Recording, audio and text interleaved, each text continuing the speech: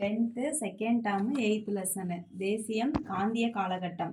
அறிமுகத்தில் என்ன சொல்லுவாங்கன்னா, மகாத்மா காந்தி வந்து தென்னாப்பிரிக்காவில் வாழ்ந்த இந்தியர்களோட சமூக உரிமைகளுக்காக 20 வருஷம் போராடினதுக்கப்புறம் 1915 தான் இந்தியாவுக்கே வராரு. இந்தியாவுக்கு வந்து சத்தியாகிரகம், ஒத்துழையாமை இயக்கம் இதெல்லாமே பண்ணுறாரு. அதை தான் இந்த லெசனில் பார்க்க போகிறோம். ஃபஸ்ட்டு காந்தியடிகள் எப்போ பிறக்கிறாரு அப்படின்னா 1869 அக்டோபர் 2 குஜராத்தில் போர்பந்தரில் காபா காந்தி புத்திலிபாய் காந்திக்கு வந்து பிறக்காரு. இந்த காபா காந்தி வந்து ராஜ்கோட்டோட திவானாகவும் போர்பந்தரின் திவானாகவும் இருக்காரு. புத்திலிபாய் காந்தி வந்து தீவிர வைணவ பக்தையாக இருக்காங்க. அவங்க தாய் மாதிரி இவரும் வந்து அந்த மாதிரி இருக்காரு. அதுக்கப்புறம் மெட்ரிகுலேஷனில் தான் இவர் படிக்கிறாரு. படிச்சுட்டு 1888 சட்டம் பயில்வதற்காக லண்டன் போகிறாரு. போயிட்டு 1891 ஜூனில் முடிச்சுட்டு வழக்கறிஞராக வராரு. லண்டனில் இவர் சந்தித்தது வந்து இந்தியாவில் இவர் சந்திக்க போகிற எதுக்குமே இவரை தயார்படுத்தலை. அப்போ இந்தியா வராரு. பொம்பாயில் வழக்கறிஞராக பணியாற்ற காந்தியடிகள் மேற்கொண்ட முயற்சி வந்து தோல்வி அடைஞ்சிருது. அப்போ தான் குஜராத்தின் நிறுவனம் தென்னாப்பிரிக்காவில் இருக்குது. அது வந்து சட்ட உரிமைகள் வழக்குகள் தொடர்பாக வாதாட இவரை வந்து கூப்பிடுறாங்க. இவர் தென்னாப்பிரிக்கா கிளம்பி போகிறாரு. டர்பன்லேருந்து ப்ரீட்டோரியாவுக்கு போகும்போது 1893 ஏப்ரலில் போகிறாரு. போகும்போது பீட்டர் மரிட்ஸ்பர்க் அப்படிங்கிற ரயில் நிலையத்தில் இவர் கருப்பாக இருக்காருன்னு சொல்லி இவரை இறக்கி விட்டுறாங்க. அப்போ தான் இவர் ஃபஸ்ட்டு இனவெறியை வந்து எதிர்கொள்கிறாரு. அதுக்கப்புறம் காந்தியடிகள் டிரான்ஸ்வாலில் இருக்கிற இந்தியர்களோட கூட்டத்தை கூட்டி அவங்களோட குறைகள்லாம் கேட்குறாரு. அப்போ அவங்க சொல்கிறாங்க, நாங்கள் இங்கே இருக்கிறதுக்கு தலைவரியாக 3 பவுண்ட் வந்து செலுத்தணும். எங்களுக்குன்னு கொடுத்த நிலத்தை தவிர வேறு எந்த இடத்துலையும் நாங்கள் சொந்தமாக நிலம் வச்சுக்கவே முடியாது. அதுக்கப்புறம் நைட்டு 9 மணிக்கு மேலே நாங்கள் வெளில போகணுன்னா பெர்மிஷன் வாங்கணும். இதெல்லாமே சொல்கிறாங்க. இதெல்லாம் எதிர்த்து அவர் போராட்டத்தை தொடங்குறாரு. அப்போ தான் காந்திக்கு வந்து டால்ஸ்டாய், ஜான் ரஸ்கின் இவங்களோட எழுத்துக்களோட அறிமுகம் கிடைக்குது. கடவுளின் அரசாங்கம் முன்னில் உள்ளது, இது டால்ஸ்டாய் எழுதியிருக்காரு. அண்டு திஸ் லாஸ்ட், இது ஜான் ரஸ்கின் எழுதியிருக்காரு. தாரோவோட சட்டம் இருப்பு. இந்த புக்கெல்லாம் படித்து அவர் மேற்கத்திய இதெல்லாம் பற்றி தெரிஞ்சுக்கிட்டு அதெல்லாம் விமர்சிக்கிறாரு. அப்புறம் பீனிக்ஸ் குடியிருப்பு 1905, டால்ஸ்டாய் பண்ணி 1910 வந்து உருவாக்குறாரு. இது வந்து சத்தியாகிரகிகளுக்கு ஒரு நல்ல பயிற்சி கலங்களாக இருக்குது. அப்புறம் காந்தியடிகள் வந்து என்ன செய்கிறாரு அப்படின்னா, அந்த தெருவோர வியாபாரிகளாக இருந்திருப்பாங்கல்ல, ஒப்பந்த தொழிலாளர்களாக இருந்து தெருவோர வியாபாரிகளாக வந்து மாறியிருப்பாங்க. அவங்க மேலே நிறைய தலைவரிலாம் போட்டிருப்பாங்க. அதை வந்து அவர் வந்து ஸ்மெட்ஸ் காந்தி ஒப்பந்தத்தின்படி ரத்து செஞ்சிருப்பாரு. அப்புறம் காந்தியோட அரசியல் குரு யார் அப்படின்னா கோபாலகிருஷ்ண கோகலே. அவர் வந்துட்டு நீ வந்து அரசியலில் ஈடுபடுறதுக்கு முன்னாடி நாடு ஃபுல்லாக ஒரு பயணம் மேற்கொள்ளுன்னு சொல்லுவார். அதே மாதிரி இவர் வந்து மேற்கொண்டு வருவார். அப்படி வரையில தான் ஒரு இடத்த பார்த்துட்டு இவரோட ஆடைகளில் வந்து அது ஒரு மாற்றம் ஏற்படும்.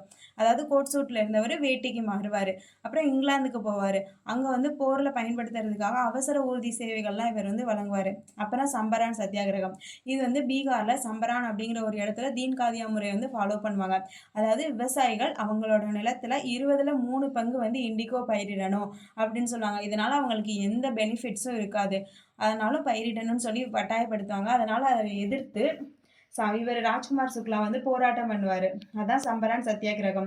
அங்கே வர சொல்லி காந்தியடிகளை வந்து கேட்பாரு. அவரும் போவார். அங்கே போனோடனே என்ன ஆகும்னா, போலீஸ்காரங்க உள்ளே விட மாட்டாங்க.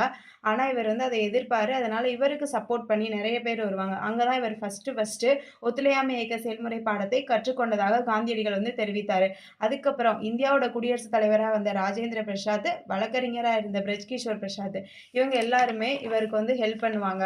அதுக்கப்புறம் துணைநிலை ஆளுநர் ஒரு குழுவை உருவாக்குவார். அதில் இவர் ஒரு உறுப்பினர் ஆவார். அந்த குழு தான் தீன் காதியா முறையை வந்து ரத்து செஞ்சிடும். சம்பரான் சத்தியாகிரகத்தோட வெற்றிக்கு அப்புறமா 1918 அகமதாபாத் மில் வேலை நிறுத்தம், கேதா சத்தியாகிரகம். இதனால தான் காந்தியடிகள் வந்து ஒரு மக்கள் தலைவராக உருவாகுவாங்க.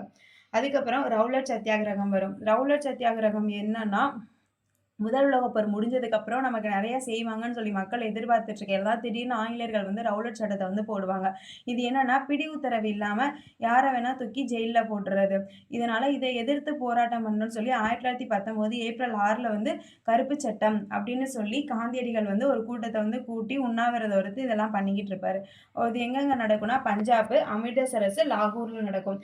காந்தியை வந்து கைது செஞ்சு பஞ்சாப்குள்ள நுழைய விடாமல் வேற தடுத்து வச்சிருவானுங்க. அதுக்கப்புறம் 1919 ஏப்ரல் 9ல் அமிர்தசரஸில் சாயிபுதீன் கிச்லு, சத்யபால் இவங்க 2 பேரையும் வந்து கைது செஞ்சிருவாங்க. இது முடிஞ்சதுக்கப்புறம் ஜாலியன் வாலாபாக் படுகொலை. இது வந்து 1919 ஏப்ரல் 13ல் அமிர்தசரஸில் ஜாலியன் வாலாபாக் அப்படிங்கிற இடத்துல சீக்கியரோட அறுவடை திருநாள் பைசாகி திருநாள் அப்போ ஒரு கூட்டம் வந்து மக்கள் கூடுவாங்க. இந்த கூட்டத்துக்குள்ள திடீர்னு ஜெனரல் ரெஜினால்டு டயர் வந்து புகுந்து மெயின் கேட்டெல்லாம் க்ளோஸ் பண்ணிட்டு எல்லாரையும் திடீர்னு சுட ஆரம்பிச்சிருவாரு.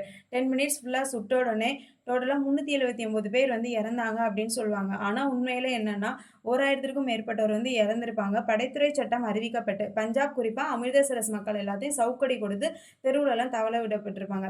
இந்த கொடுமையினால தான் ரவீந்திரநாத் தாகூர் வந்து அவரோட நைட்வுட் பட்டம், அதாவது வீர திருமகன் அப்படிங்கிற அரசு பட்டத்தை திரும்ப கொடுத்திருப்பாரு.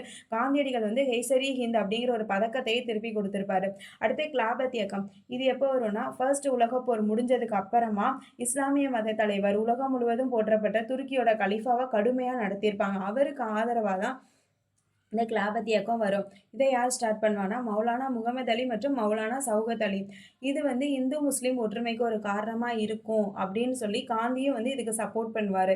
இதோட ஃபர்ஸ்ட் மீட்டிங் எங்கே வரும்னா 1919 நவம்பரில் டெல்லியில் நடைபெறும். இந்த அகில இந்திய கிலாபத் இயக்க மாநாட்டுக்கு காந்தி வந்து தலைமை ஏற்பார். அப்போ அல்லாஹூ அக்பர், வந்தே மாதரம், இந்து முஸ்லீம் வாழ்க அப்படின்னு சொல்லி சௌகத் அலி வந்து சொல்லுவார். அதுக்கு இவரும் ஆதரவு தெரிவிப்பார் காந்தியடிகளும். 1920 ஜூன் 9ல் அலகாபாத்தில் திருப்பியும் கிலாபத் குழுவோட கூட்டம் நடக்கும். இங்கே வந்து அகிம்சை ஒத்துழையாமை இயக்கத்தெல்லாம் கிலாபத் குழு ஏற்றுக்கும். ஒத்துழையாமை இயக்கம் வந்து 1920 ஆகஸ்ட் முதல் நாளில் தான் நடக்கும். ஒத்துழையாமை இயக்கம் 1920 செப்டம்பரில் கல்கத்தாவில் இந்திய தேசிய காங்கிரஸ் வந்து அனுமதி கொடுப்பாங்க. 1920 டிசம்பரில் சேலம் சி விஜயராகவாச்சாரி தலைமையில் நாக்பூரில் நடந்த மாநாட்டில் இதுக்கான தீர்மானத்தை நிறைவேற்றிடுவாங்க.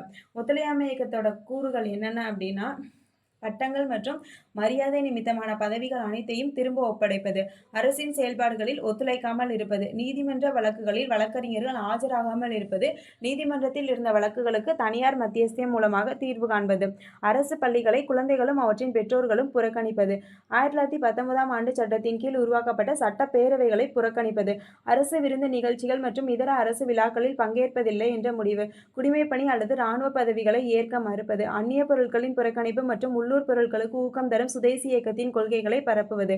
அடுத்து வரிகொடா இயக்கம் மற்றும் சௌரி சௌரா சம்பவம். இந்த வரிகொடா இயக்கம் எப்போ வரும்னா 1922 பிப்ரவரியில் பர்தோலியில் நம்ம காந்தி வந்து இதை அறிவிச்சிருப்பாரு. இதனால என்ன ஆகும்னா இவர் நாடு ஃபுல்லாக பயணம் போகையில் இவர் எங்கெங்கெல்லாம் போகிறாரோ அங்கெல்லாம் அந்நிய துணிகளெல்லாம் குவிச்சு தீயிட்டு கொளுத்திடுவானுங்க. அரசு வேலைகளை துறந்துடுவாங்க. மக்கள் பெரும் எண்ணிக்கையில் மாணவர்கள்லாம் வந்து அவங்களோட கல்வியெல்லாம் கைவிட்டுருவாங்க. பெருமளவிலான வழக்கறிஞர்கள் தங்களோட தொழில் பயிற்சியை கைவிட்டுருவாங்க. வேல்ஸ் இளவரசரோட வருகையவே வந்து புறக்கணிச்சிருவாங்க. அடுத்து சௌரி சௌரா சம்பவம் வந்து 1922 பிப்ரவரி 5ல் உத்தரப்பிரதேசம் கோரக்பூருக்கு பக்கத்தில் சௌரி சௌராங்கிற இடத்துல வந்து நடக்கும். இதை வந்து என்ன ஆகும்னா முக்கியமாக 22 காவலர்களை அந்த காவல் நிலையத்தோட வச்சு இவனுங்க கொளுத்திடுவாங்க. அப்படி கொளுத்தினால என்ன ஆகும்னா காந்தியடிகள் வந்து இந்த இதை டக்குன்னு கைவிட்டுருவாரு, ஏதோ தப்பாக போயிடுச்சுன்னு சொல்லி. ஆனால் நேரு, சுபாஷ் சந்திர போஸ் இவங்களுக்குலாம் இதில் விருப்பமே இருக்காது. அதுக்கப்புறம் இவர் கைவிட்டோடனே 1924 இவரை வந்து 22 இவர் ஜெயிலில் தூக்கி போடுவாங்க. 24 தான் இவரை வந்து விடுதலையே செய்வாங்க. அதுக்கப்புறம் சீராஜ்ய கட்சியினர் வந்து வருவாங்க. இது என்னன்னா நேருவும் சிஆர் தாஸும் சீராஜ்ய கட்சி வந்து 1923 ஜனவரி 1ல் உருவாக்குவாங்க. அதுக்கப்புறம் இந்த சௌரி சௌரா சம்பவத்துக்கு அப்புறம் இவங்க 2ஆக பிரிவாங்க. இந்திய தேசிய காங்கிரஸ் வந்து மாற்றத்தை விரும்புவோர், மாற்றத்தை விரும்பாதோர் அப்படின்னு சொல்லி. மாற்றத்தை விரும்புவங்க தான் இந்த சுயராஜ்ய கட்சிக்காரங்க. மாற்றத்தை விரும்பாதவர்கள் தான் வந்து காந்தியை ஃபாலோ பண்ணவங்க, வல்லபாய் பட்டேல், ராஜாஜி இவங்கெல்லாம் வந்துடுவாங்க. இவங்க என்ன பண்ணுவாங்கன்னா நம்ம வந்து தேர்தலில் நின்று ஜெயிச்சு அந்த சட்டப்பேரவைக்குள்ளே போய் நம்ம எல்லாத்தையும் வந்து மாற்றணும் அப்படின்னு சொல்லுவாங்க. அப்படி சொல்லிட்டு இருக்கையில தான் 1925 சிஆர் தாஸ் இறந்துருவார். 1926 இது இல்லாமல் போயிடும். சட்டப்பேரவையிலேருந்து இந்த சுயராஜ்ய கட்சியும் விலகிரும். அதுக்கு இடையே 1919 இந்திய அரசு சட்டம் வரும். அதாவது இரட்டை ஆட்சிங்கிறது அறிமுகமாகும்.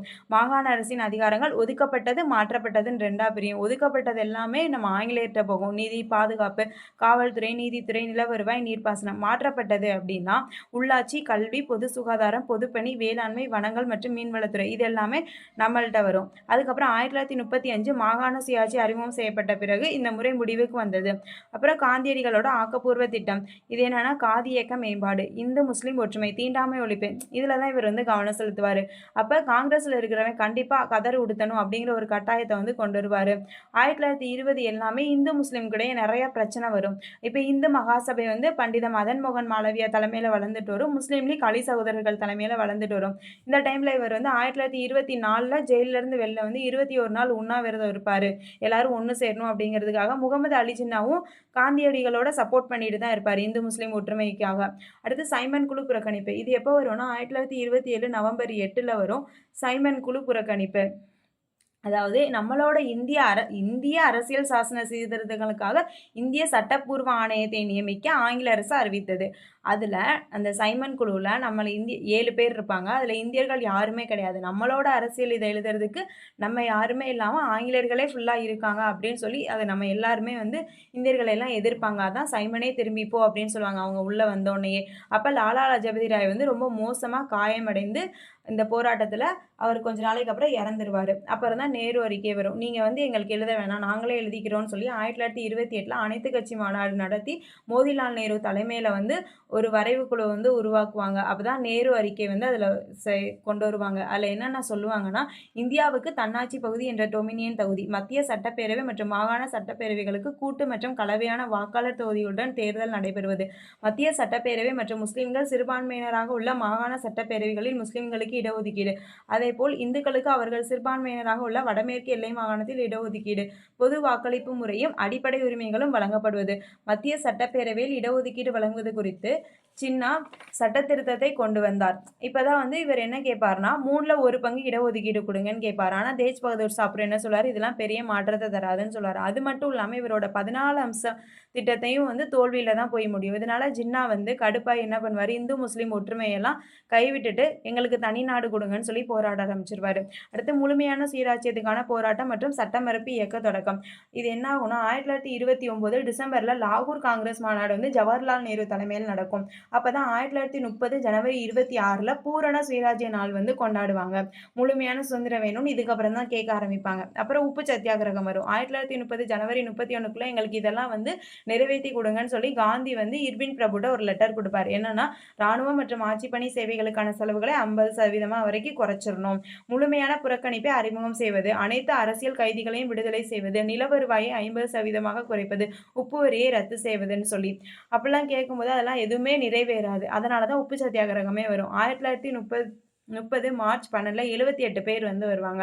சபர்மதி ஆசிரமத்திலிருந்து தண்டி வரைக்கும் நடந்து போவாங்க. காந்தி அவரோட 61 வயசுல 24 நாள் 241 மைல் நடந்து ஏப்ரல் 5ஆம் நாள் மாலை தண்டி கடற்கரையை அடைந்தார். அங்கே போய் வந்து அடுத்த நாள் காலையில், அதாவது ஏப்ரல் 6 ஒரு கைப்பிடி உப்பை கையில் எடுத்து உப்பு சட்டத்தை வந்து மீறுறாரு.